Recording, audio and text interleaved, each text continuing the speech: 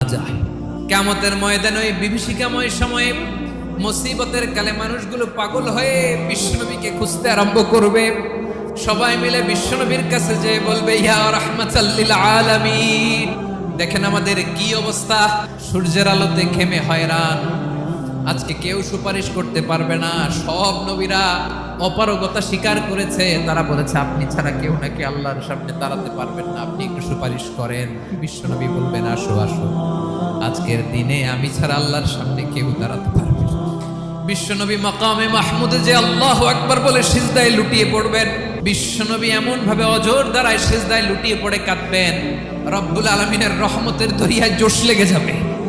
রব্বুল আলামিন এই দৃশ্য থেকে সহ্য করতে পারবেন না। রব্বুল আলামিন বলবেন, ইয়া মুহাম্মদ ইরফা রাসাক, ও নবী আপনি মাথা তোলেন, যা চাবেন তাই দেব, ওয়াশফা তুশাফা, যার জন্য সুপারিশ করবেন তার সুপারিশ কবুল করে